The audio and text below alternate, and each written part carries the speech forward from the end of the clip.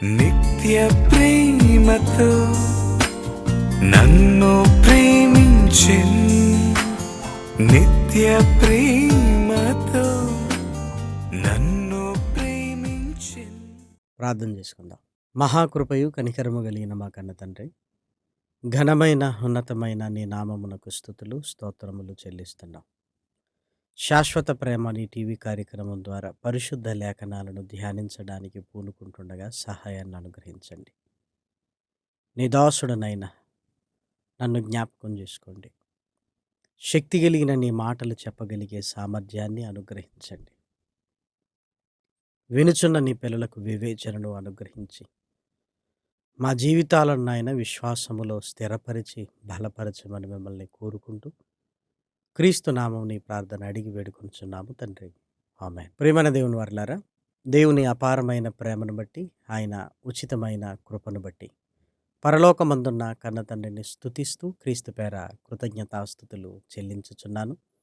దేవుని పిల్లలైన మీ అందరికీ క్రీస్తు పేర శుభములు వందనములు తెలియజేసుకుంటూ ఈరోజు పరిశుద్ధ గ్రంథములో నుండి సాహసోపేతమైన ఒక జీవితాన్ని కలిగిన ఇశ్రాయేలీల న్యాయాధిపతి అయిన సంసోను గారి విశ్వాస చరిత్రను మనం అందరము కలిసి ధ్యానిద్దాం. సంసోను గారు అనగానే మహాబలాఢ్యుడు,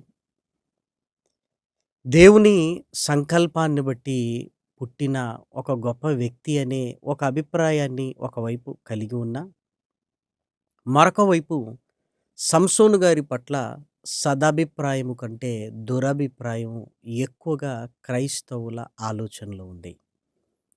అందులో మొదటి విషయం ఏంటంటే స్త్రీ లోలుడు అని, దేవుడు దర్శనాన్ని పోగొట్టుకున్నాడు అని, దేవుడు ఎందుకోసమైతే భూమి మీదకి పంపించాడో ఆ పనిని నెరవేర్చటంలో తప్పిపోయాడు. ఏదో చివరిలో మరలా దేవుడు దయదలిస్తే మరలా బలాన్ని పొందుకొని నిలబడ్డాడు అని సంసోను గారి జీవితంలో ఒక పడి లేచిన కెరటం వలె ఊహించుకోవటం అనేది పరిపాటిగా మారిపోయింది. కానీ సంసోను గారి జీవితాన్ని క్షుణ్ణంగా పరిశీలించగలిగితే మనం అనుకుంటున్న ఆలోచనలు తలక్రిందులయ్యే అనేకమైన సందర్భాలు పరిశుద్ధ గ్రంథంలో మనకు కనపడతాయి. ముందుగా సంసోను గారిని గురించి దేవుడు మనకు ఎలా పరిచయం చేస్తున్నాడో లేఖనాలలోనికి వెళ్ళి మనం చూడగలిగితే, హెబ్రీలకు రాసిన పత్రిక 11వ అధ్యాయం 31వ వచనాన్ని జాగ్రత్తగా చదువుకుందాం. విశ్వాసమును బట్టి రాహాబను వేశ్య వేగుల వారిని సమాధానముగా చేర్చుకునినందున అవిధేయులతో పాటు నశింపక పోయెను. ఇకను ఏమి చెప్పుదును? గిద్యోను, బారాకు, సంసోను, యెఫ్తా, దావీదు, సమూయేలునను వారిని గూర్చియు ప్రవక్తలను గూర్చియు వివరించుటకు సమయము చాలదు. వారు విశ్వాసము ద్వారా రాజ్యములను జయించిరి, నీతి కార్యములను జరిగించిరి, వాగ్దానములను పొందిరి, సింహముల నోళ్లను మూసిరి.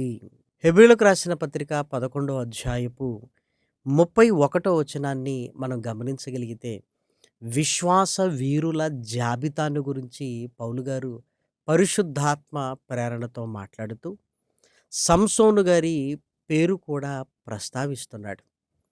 అంటే సంసోను గారిని మీరు చూడండి, అతనిలో ఉంటున్న విశ్వాసము మీలో రావాలి అని వారిని మనకు మాదిరిగా పెడుతున్నట్లుగా మనం ఇక్కడ గమనించగలం. ప్రియమైన వారలారా, దేవుడు వీరందరిని గురించి ఎందుకు చెబుతున్నాడు అంటే, వీరిలా మనము కూడా ఈ లోకంలో దేవుని కొరకు బ్రతకాలి అన్న ఒక సదుద్దేశంతో దేవుడు వీరిని గురించి మాట్లాడుతున్నాడు. దేవుడు క్రొత్త నిబంధనలో సంసోను గారి విశ్వాసాన్ని గురించి దేవుడు ఇక్కడ మాట్లాడుతుంటే, మనము స్త్రీలోలుడు, విశ్వాసాన్ని కోల్పోయాడు, మరలా విశ్వాసములోనికి వచ్చాడు, దేవుని దర్శనాన్ని పోగొట్టుకున్నాడు, మరలా పొందుకున్నాడు అని రకరకాల ఆలోచనలోనికి మనం వెళ్ళిపోయాం. క్రైస్తవ జీవితంలో పడిపోయి లేవటం మనకు అలవాటు గనుక సంసోను గారి జీవితాన్ని చూసినప్పుడు కూడా మనము కూడా అలానే అర్థం చేసుకోవడానికి ఆలోచించాం ప్రియమైన వారలారా. మరికొద్దిమంది విపరీతమైన అర్థాలలోనికి వెళ్ళి అసలు సంసోను గారు దెలీలా విషయంలో కావచ్చు, సంసోను గారు మిగిలిన విషయాలలో చాలా తప్పు చేశాడండి అని విపరీతంగా మాట్లాడటం అనేది మనందరికీ తెలుసు ప్రియమైన వారలారా. దేవుడు విశ్వాస వీరుల జాబితాలో చూపిస్తున్నాడు అనగానే సంసోను గారి విశ్వాసాన్ని గురించి మనం ధ్యానించగలిగితే దేవుడు ఉత్తమున్నే మనకు చూపిస్తున్నాడు తప్ప మనే ఆలోచనలే రకరకాలుగా వెళ్ళిపోయాయి ప్రేమన వారలారా. అందుకే సంసోను గారి జీవితంలో జరిగిన ప్రతి దాన్ని మన కళ్ళ ముందుకు తెచ్చుకొని మనోనేత్రాలు వెలిగించుకొని చూస్తూ ఆలోచించగలిగితే అనేకమైన సంగతులు దేవుడు మనకు బయలుపరచగలిగిన సమర్థుడు. కాబట్టి దయచేసి సంసోను గారిని గురించి 3 ఎపిసోడ్‌లలో రాబోతున్నవి గనక క్రమం తప్పకుండా వీక్షించాలి అని దేవుని ప్రేమను బట్టి మిమ్మల్ని కోరుకుంటూ, సంసోను గారి విశ్వాసాన్ని గురించి పుట్టుక నుంచి మరణం వరకు జాగ్రత్తగా మనం ఆలోచిద్దాం. దయచేసి మీరు చూడండి. న్యాయాధిపతుల గ్రంథము 13వ అధ్యాయము 2వ వచనం. ఆ కాలమున దాను వంశస్థుడును జోరియా పట్టణస్థుడును నైన మనోహ అను ఒకడుండెను. అతని భార్య గొడ్రాలై కానుపు లేకయుండెను. యెహోవా దూత ఆ స్త్రీకి ప్రత్యక్షమై, ఇదిగో నీవు గొడ్రాలవు, నీకు కానుపు లేకపోయెను, అయితే నీవు గర్భవతి అయి కుమారుణ్ణి కందువు. ఇక్కడ జాగ్రత్తగా ఆలోచించగలిగితే ఇశ్రాయేలీలు యెహోవా దృష్టికి దోషులయ్యారు. 40 సంవత్సరములు ఫిలిస్తీన్ల చేతికి అప్పగించాడు. ఫిలిస్తీన్ల చేతిలో నుంచి విడిపించడానికి దేవుడు బలాఢ్యుడైన సంసోను గారిని మనోహ దంపతుల గర్భము గుండా ఈ భూమి మీదికి తీసుకొని రావాలన్న సంకల్పాన్ని దేవుడు దూత ద్వారా మనోహ భార్యకు తెలియజేస్తున్నాడు. పుట్టక మునిపే అతడు పుట్టిన తర్వాత ఏం చెయ్యాలో, పుట్టిన తర్వాత ఆయన మరణ పర్యంతము వరకు ఎలా బ్రతుకుతాడో ముందుగానే దేవదూత చెబుతున్నట్లుగా మనం చూడగలం. చూడండి 5వ వచనం. నీవు గర్భవతి అయి కుమారుణ్ణి కందువు, అతని తల మీద మంగలి కత్తి వెయ్యకూడదు. ఆ బిడ్డ గర్భమున పుట్టినది మొదలుకొని దేవునికి నాజీరు చెయ్యబడిన వాడై ఫిలిస్తీన్ల చేతిలో నుండి ఇశ్రాయేలీలను రక్షింప మొదలు పెట్టునని ఆమెతో అనగా. అదేవిధంగా 7వ వచనం చూడండి. నీవు గర్భవతి అయి కుమారుణ్ణి కందువు, కాబట్టి నీవు ద్రాక్షారసమునే గాని మద్యమునే గాని త్రాగకుండుము, అపవిత్రమైన దేనినైనా తినకుండుము. ఆ బిడ్డ గర్భమున పుట్టినది మొదలుకొని చనిపోవు వరకు దేవునికి నాజీరు చెయ్యబడిన వాడై ఉండునని నాతో చెప్పెననెను. ఇక్కడ చాలా స్పష్టంగా 2 విషయాలను దేవుడు దూత ద్వారా మనోహ దంపతులతో మాట్లాడుతున్నట్లుగా మనం చూడగలం. మొదటిది, ఇశ్రాయేలీలను ఫిలిస్తీన్ల చేతిలో నుంచి రక్షింప మొదలుపెట్టును. రెండవది, గర్భమున పుట్టినది మొదలుకొని చనిపోవు వరకు నాజీరు చెయ్యబడి ఉంటాడు అని. కాబట్టి వెంటనే సంతోషించారు. దేవదూతకు విందు చేయాలనుకున్నారు. నీ పేరేంటి అన్నారు. నాకు సమయం లేదు, అది శక్యము కాదు. ఇదిగో నీ విందును నేను ఆరగించలేను అని దేవదూత వెళ్ళిపోయింది. కాలము సమీపించగానే మనోహ భార్య గర్భవతి అయి సంసోనును కన్నది. సంసోను నెమ్మది నెమ్మదిగా ఎదుగుతున్నాడు. దయచేసి ఆ మాట చూడండి. న్యాయాధిపతుల గ్రంథము 13వ అధ్యాయము 24వ వచనం. తరువాత ఆ స్త్రీ కుమారుణ్ణి కని అతనికి సంసోను అను పేరు పెట్టెను. ఆ బాలుడు ఎదిగినప్పుడు యెహోవా అతనిని ఆశీర్వదించెను. మరియు యెహోవా ఆత్మ జోర్యాకును ఎస్తాయేలునకు మధ్యనున్న మహానేదానులో అతని రేపుటకు మొదలుపెట్టెను. ఏ ఉద్దేశముతోనైతే సంసోను గారు పుట్టుక జరిగిందో ఆ ఉద్దేశాన్ని నెరవేర్చడానికి దేవుడు సంసోను గారిని రేపుతున్నాడు అని చాలా స్పష్టంగా ఇక్కడ వ్రాయబడింది. పరిశుద్ధ గ్రంథంలో కూడా మనను గురించి కూడా దేవుడు మాట్లాడుతూ పేతురు గారు రాసిన రెండవ పత్రిక, మూడవ అధ్యాయము, రెండవ వచనాన్ని దయచేసి చూడండి. మన ప్రభువైన రక్షకుడు మీ అపోస్తలుల ద్వారా ఇచ్చిన ఆజ్ఞను మీరు జ్ఞాపకము చేసుకొనవలెనను విషయము మీకు జ్ఞాపకము చేసి నిర్మలమైన మీ మనస్సులను రేపుచున్నాను. నిర్మలమైన మీ మనస్సులను రేపుచున్నాను. దేవుని వాక్యాన్ని విన్నప్పుడు మన మనసులు రేపబడతాయి. అలాగే పరిశుద్ధాత్ముడు వాక్యపు లోతుల్లోనికి తీసుకొని వెళ్ళినప్పుడు మనము రేపబడతాం. అమ్మో! నేను దేవుని కొరకు బ్రతకాలి. అమ్మో! నా ప్రార్థనా జీవితం బాగోలేదు. నేను బైబిల్ చదువుకోవటం లేదు. నేను దేవుని సన్నిధికి వెళ్ళటం లేదు అని దేవుడు తన వాక్కుల చేత మనల్ని రేపుతూ ఉంటాడు ప్రియమైన వారలారా. అలాగే సంసోను గారి జీవితంలో కూడా జాగ్రత్తగా మనం ఆలోచించగలిగితే, సంసోను ఎదుగుతున్నప్పుడు దేవుడు ఆశీర్వదించాడు. ఎప్పుడైతే ఎదిగాడో దేవుడు తన ఆత్మ చేత తన కార్యాన్ని చేయునట్లుగా సంసోను గారిని రేపుతున్నాడు. అంటే దేవుడే కలగజేసుకున్నాడు. అసలు విషయాన్ని మనం ఆలోచించగలిగితే సంసోను గారు ఎందుకు పుట్టాడో తల్లిదండ్రులకు తెలపబడింది. తల్లిదండ్రులు జ్ఞాపకం చేయాల్సింది పోయి తల్లిదండ్రులు మరిచిపోయారు. దేవుడే కలగజేసుకున్నట్టుగా లేఖనాలలో స్పష్టంగా వ్రాయబడింది. దయచేసి చూడండి. న్యాయాధిపతుల గ్రంథము 14వ అధ్యాయము 4వ వచనం. అయితే ఫిలిష్తీయులకేమైనను చేయుటకై యెహోవా చేత అతడు రేపబడెనన్న మాట అతని తల్లిదండ్రులు తెలుసుకొనలేదు. ఆ కాలమున ఫిలిష్తీయులు ఇశ్రాయేలీయులను ఏలుచుండిరి.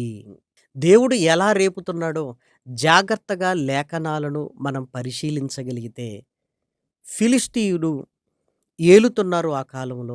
సంసోను గారు తిమ్నాతు అనే ఒక ప్రాంతానికి వెళ్ళాడు. ఫిలిష్తీయుల కుమార్తెలలో నేను ఆమెను వివాహం చేసుకుంటాను అని తల్లిదండ్రులతో మాట్లాడారు. ఫిలిష్తీయుల కుమార్తెను ఎందుకు వివాహం చేసుకుంటున్నాడు? అసలు ఫిలిష్తీయులతో సంబంధం ఏంటి అని ఆలోచించినప్పుడు సంసోను పుట్టుకలో చెప్పబడేది తల్లిదండ్రులకు అర్థమయ్యేది. ఇదిగో మన ఇశ్రాయేలీయుల్లో స్త్రీలు లేరని, కన్యకలు లేరని, ఫిలిష్తీయుల కుమార్తెను నువ్వు చేసుకుంటావని తల్లిదండ్రులు గ్రహించలేకపోయారు. కాబట్టి దేవుడు ఎలా రేపుతున్నాడు అని మనం గ్రహించాలి. ఫిలిష్తీయులకు ఏమైనా చెయ్యాలి అంటే అక్కడికి వెళ్ళాలి. ఒక బంధుత్వాన్ని కలుపుకోవాలి. తద్వారా ఫిలిష్తీయులను అణగద్రొక్కడానికి దేవుడే రేపుతున్నాడు అని గ్రహించలేకపోయారు. ఆ రోజు వారు గ్రహించలేకపోయారు. ఈరోజు మనం కూడా గ్రహించలేకపోతున్నాం. సంసోను గారు అసలు ఫిలిష్తీయులలో కుమార్తెను వివాహం చేసుకోవడం ఏంటి అని ప్రశ్నించేవారు కూడా లేకపోలేదు. ఫిలిష్తీయుల కుమార్తెల్లో ఒకదాన్ని చూసి వివాహం చేసుకోవాలనుకుంటున్నాడంటే చూసారా, సంసోను గారు కార్యాన్ని నిర్లక్ష్యం చేస్తూ ఏదో తన ఆలోచన ప్రకారంగా వెళుతున్నాడు అనుకుంటారు ఇక్కడ చదివి. కానీ దేవుడు రేపుతున్నాడు గనుకనే ఈ కార్యము జరుగుతుంది ప్రియమైన వారలారా.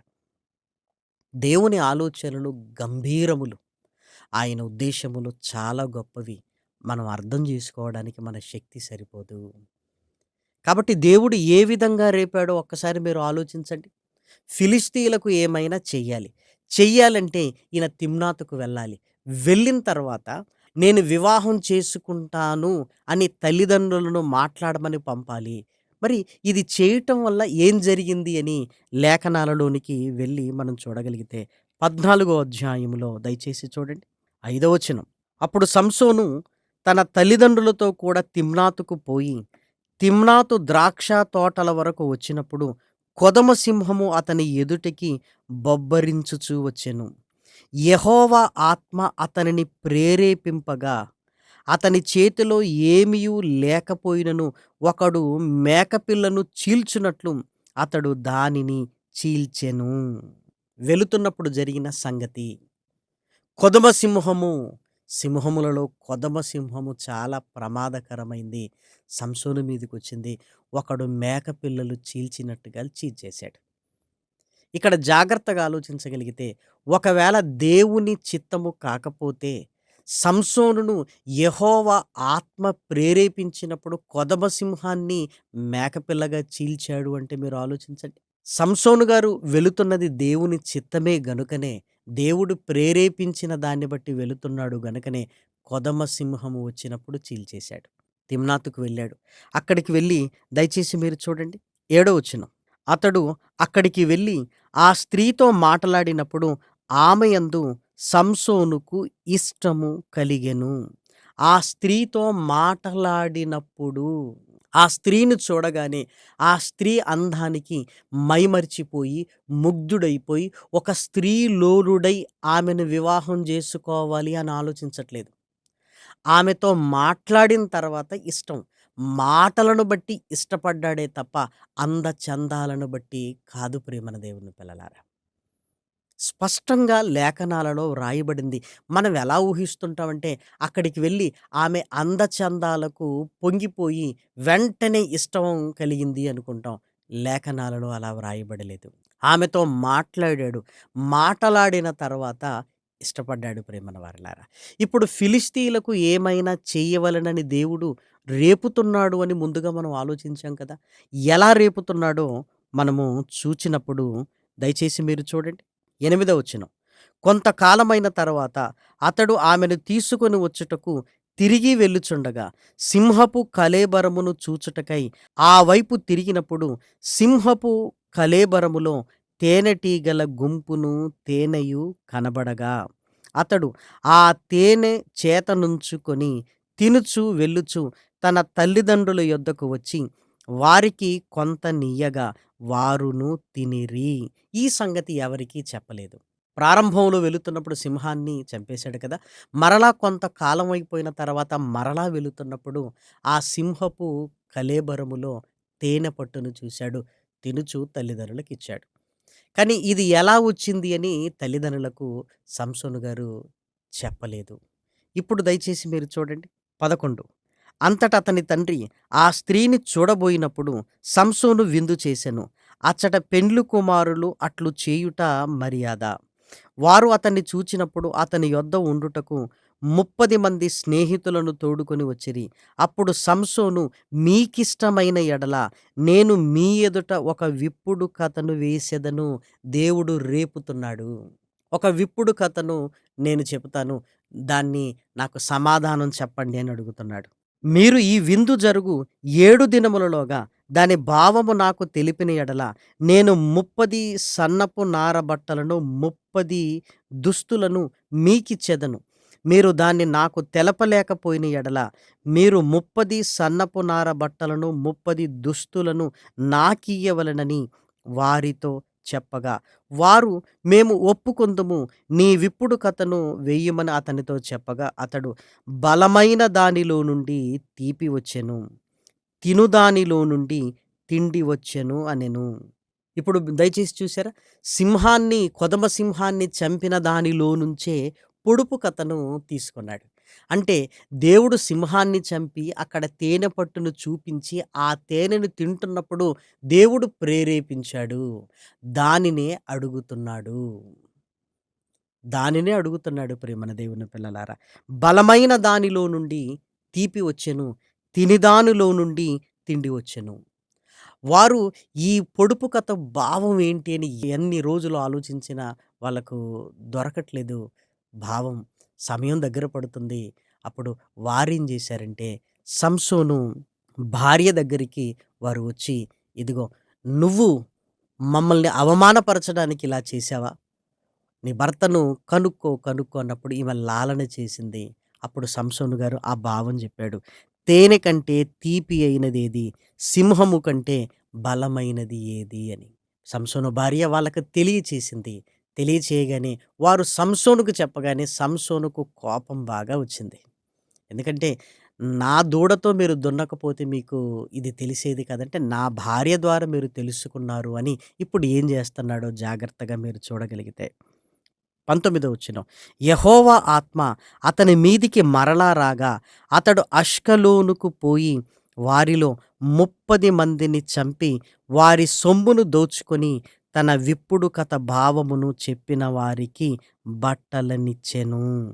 ఇక్కడ జాగ్రత్తగా మీరు ఆలోచించండి. వెంటనే అష్కలోను అనే ప్రాంతానికి వెళ్ళాడు. అష్కలోను అనే ఈ ప్రాంతం ఫిలిష్తీయులకు సంబంధించిన ప్రాంతం ప్రియమైన వారలారా. అంటే ఫిలిస్తీన్లు ఆ కాలమందు ఇశ్రాయేలీయులను ఏలుతున్నారు అని మనం జ్ఞాపకం పెట్టుకోవాలి. అష్కెలోనుకి వెళ్ళి అక్కడ ఉన్న కొద్ది మందిని చంపి వారి బట్టలను వారిని దోచుకొని వీరికిచ్చాడు. ఇప్పుడు వీరికి ఇవ్వడానికి అష్కెలోనులో ఉంటున్న అమాయకులను సంసోను గారు చంపాడు కదా అని మనం అనుకోవచ్చు. కానీ దేవుని ఆత్మ అతని మీదికి రాగానే వ్రాయబడింది. ఇశ్రాయేలీయులను 40 ఏళ్ళు అణగదొక్కుతున్నప్పుడు అప్పుడు ఈ ప్రశ్న మనకు రాలేదు. ఇశ్రాయేలీయులకు న్యాయాధిపతే సంసోను. అందుకే ఫిలిస్తీయులకు ఏమైనా చెయ్యాలి అన్న దేవుని సంకల్పం ఇప్పుడు ఇక్కడ నెరవేరుతుంది. అంటే అష్కెలోను ప్రాంతమునకు వెళ్ళి అక్కడ వారిని చంపి వారి దుస్తులను తీసుకొనొచ్చి వీరికిచ్చాడు.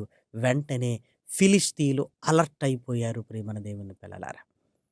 ఇదిగో అష్కెలోను ప్రాంతంలో ఇశ్రాయేలీయుడైన సంసోను గారు ఇలా చేశారు అంటే నెమ్మదిగా ఫిలిస్తీయులకు సంసోనుకు వైరం అనేది ప్రారంభమైంది. సంసోను ఉనికి అందరికీ తెలిసింది ప్రియమైన దేవుని పిల్లలారా. ఈ అష్కెలోను గురించి చూడండి. సమూయేలు 2వ గ్రంథము 1వ అధ్యాయము 20వ వచనం. ఫిలిస్తీయుల కుమార్తెలు సంతోషింపకుండునట్లు.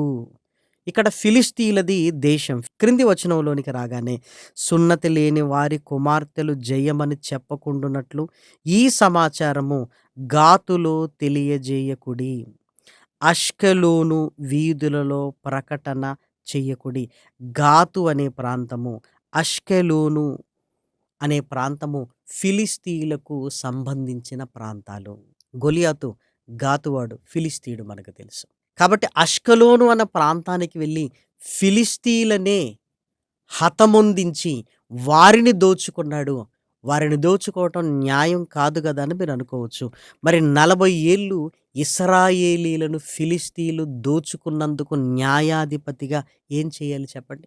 మనం కేవలం సంసోను గారు ఆ ప్రాంతానికి వెళ్ళి వారిని దోచుకున్నాడు అని మనం ఆలోచిస్తున్నాం. కానీ మరి ఫిలిస్తీయులు ఇశ్రాయేలీయులను దోచుకున్నందుకు న్యాయాధిపతిగా సంసోను గారు చేసింది రైటే కదా. దయచేసి మీరు ఆలోచించండి. 30 మందిని చంపాడు అంటే దేవుడు సంసోను గారిని రేపుతూ ఫిలిస్తీయుల చేతిలో నుంచి ఇశ్రాయేలీయులకు విడుదల కలిగించడానికి ఇదిగో మొట్టమొదటిగా చేసిన కార్యం ప్రియమైన దేవుని పిల్లలారా. దయచేసి ఇప్పుడు ఆలోచించండి. తిమ్నాతుకు వెళ్ళటం, వెళుతున్నప్పుడు కొదమ సింహాన్ని చంపటం, తరువాత తేనె పట్టును తీసుకోవటం, పొడుపు కథ అల్లటం, ఆ పొడుపు కథ భావాన్ని భార్య ద్వారా వాళ్ళు తెలుసుకోగానే సంసోను గారికి మరి వారికి ఇవ్వాలి గనక అష్కెలోనుకు వెళ్ళి 30 మందిని చంపటం, తీసుకొని రావటం, ఇదంతా దేవుని ఆత్మ అతని మీదికి రాగానే స్పష్టంగా రాయబడింది. దయచేసి చూడండి. న్యాయాధిపతుల గ్రంథము 14వ అధ్యాయము 19. యెహోవా ఆత్మ అతని మీదికి మరలా రాగా. దేవుడి ఆత్మ వలన జరిగిందే తప్ప ఇక్కడ తప్పు చేశాడు అని మనం మాట్లాడటానికి వీలు లేదు ప్రియమైన దేవుని పిల్లలారా. దావీదు గొలియాతును చంపాడు. అది ఎంత విజయమో మీరు ఆలోచించండి. అలాగే సంసోను గారు అష్కెలోనులో 30 మందిని చంపాడు. వారి వస్త్రములు తీసుకొచ్చి వీరికిచ్చాడు. అంటే ఫిలిస్తీయులకు ఇదిగో ఒక గుణపాఠాన్ని నేర్పించాడు. ఫిలిస్తీయులు ఏదో మంచివారు, సంసోను గారు ఏదో వారిని చంపాడు అని కోణంలో ఆలోచించవలసిన అవసరత లేదు. 40 ఏళ్ళు ఫిలిస్తీయులు ఇశ్రాయేలును దోచుకున్నందుకు దేవుడు వారికి సంసోను గారి ద్వారా విధించిన శిక్షగా దీనిని అర్థం చేసుకోవాలి ప్రియమైన వారలారా. కాబట్టి చూడండి, ఈ 14వ అధ్యాయంలో ఉన్న సందర్భాలన్నీ మనం ఆలోచిస్తున్నప్పుడు దేవుడు సంసోను గారిని రేపినప్పుడు, దేవుని ఆత్మ అతని మీదికి వచ్చినప్పుడు ఇవన్నీ జరిగాయి అనుకున్నప్పుడు నిజంగా దేవుని చిత్తమే నెరవేరుతుంది అని మనకు అర్థమవుతుంది. సంసోను ఎప్పుడు దేవుని ఆత్మ అతన్ని రేపుతున్నప్పుడు నిర్లక్ష్యపడలేదు ప్రేమన వారలారా. నిర్లక్ష్యపరచలేదు ప్రేమన వారలారా. అందుకే ఆత్మను మనం ఆర్పకూడదు. ఆత్మ ప్రేరేపణ మనకు కలుగుతున్నప్పుడు దాన్ని అణగదొరక్కకూడదు ప్రేమన వారలారా. దేవుని వాక్యాన్ని బట్టి నిర్మలమైన మన మనసులను రేపుతున్నప్పుడు మనం రేపబడి దేవుని కొరకు వెళ్ళాలి ప్రియమైన వారలారా. కానీ మనము పరిశుద్ధాత్మ ప్రేరేపణను గ్రహించక దాన్ని అణగదొక్కి సాధించేది ఏమీ లేదు ప్రియమైన వారలారా. దయచేసి ఆలోచించండి. మన జీవితంలో ఎన్నిసార్లు పరిశుద్ధాత్ముడు మనల్ని ప్రేరేపిస్తున్నా నిర్లక్ష్యం చేశాము. దయచేసి మీరు ఆలోచించండి. దేవుని కార్యాలను బట్టి దేవుడు తన ఆత్మ ద్వారా మనల్ని రేపుతూ ఉంటాడు. దాన్ని గ్రహించి సంసోను వలె మనం ముందుకు వెళ్ళాలి ప్రియమైన వారలారా.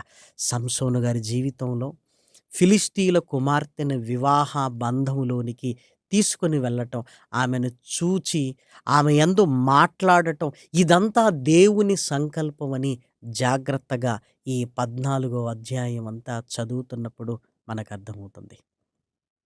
దయచేసి దీన్ని మనసులో మీరు పెట్టుకోగలిగితే మరి 15వ అధ్యాయంలో జరిగిందేంటి, 16వ అధ్యాయంలో జరిగిందేంటి, ఇవన్నీ క్షుణ్ణంగా మనం అర్థం చేసుకోవడానికి ప్రయత్నం చేద్దాం మిగిలిన టాపిక్స్లో.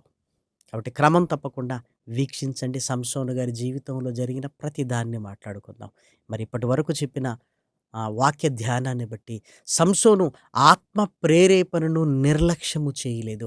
మనము కూడా దేవుడు వాక్యము ద్వారా మనల్ని ప్రేరేపిస్తున్నప్పుడు, తన ఆత్మ ద్వారా మనల్ని ప్రేరేపిస్తున్నప్పుడు నిర్లక్ష్యం చేయకుండా మనల్ని మనం దేవునికి అప్పగించుకుంటే దేవుని కార్యాలను దేవుడే మన ద్వారా జరిగిస్తాడు అనటంలో ఎలాంటి సందేహము లేదు.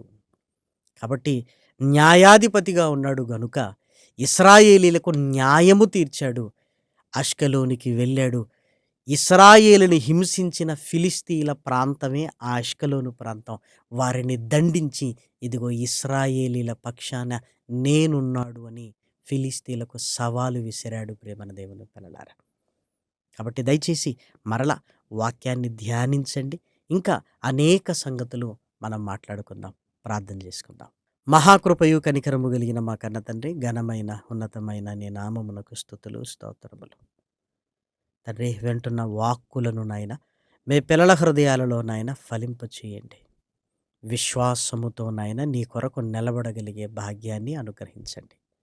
శాశ్వత ప్రేమ టీవీ కార్యక్రమాలు అనేకులకు దీవెనకరంగా మలచండి. దీని కొరకు సహాయ సహకారాలు అందిస్తున్న నీ పిల్లలకు నాయన నూరంతల ఫలాన్ని అనుగ్రహించండి. ప్రార్థనా సహాయాన్ని కోరిన నీ పిల్లలను కూడా నాయన కృపతో జ్ఞాపకం చేసుకునమని బ్రతిమిలాడుతూ ప్రాధేయపడుతూ ఉన్నతమైన నీ ప్రేమకు నాయన దాసులముగా నాయన తండ్రి మా హృదయములో నీ వాక్కులను ప్రతిష్ఠించుకుంటూ నీ వాక్యము ద్వారా రేపబడుతున్నప్పుడు ముందుకు వెళ్ళగలిగే భాగ్యాన్ని మాకు అనుగ్రహించండి తండ్రి. ఇదిగో నాయన నీ పిల్లలందరినీ నాయన నీ చేతులకు అప్పగిస్తూ క్షేమమును, సమాధానమును, సంతోషమును, స్వస్థతను, సమృద్ధిని అనుగ్రహించమని కోరుతూ క్రీస్తు నామమున నీ ప్రార్థన అడిగి వేడుకొనుచున్నాము తండ్రి. ఆమేన్. పరమ తండ్రి అయిన దేవుని ప్రేమయు, కుమారుడైన యేసు క్రీస్తు కృపయు, పరిశుద్ధాత్మ యొక్క అన్యోన్యమైన సహవాసము, సహాయము, ఆదరణ సకల పరిశుద్ధులకును టీవీ కార్యక్రమాన్ని వీక్షిస్తున్న విశ్వాసులైన మనందరికీ సదాకాలము తోడయుండును గాక. ఆమేన్. ప్రేమకు సాటి వేరెవ్వరు, నీ ప్రేమకు సాటి వేరెవ్వరు, ప్రేమకు సాటి స్వార్థం లేనిది ప్రేమ, అన్నీ ఓర్చును ప్రేమ, గంభం లేనిది ప్రేమ, అపకారములే మరచును ప్రేమ, ఉప్పొంగని గుణమే ప్రేమ, కోపం నిలుపదు ప్రేమ, అన్నీ తాడును ప్రేమ, మత్సరమే పడనిది ప్రేమ, గయనే చూపును ప్రేమ, గరికే చేచును ప్రేమ, సహనం చూపును ప్రేమ, నిరీక్షణతో నిలుచును ప్రేమ.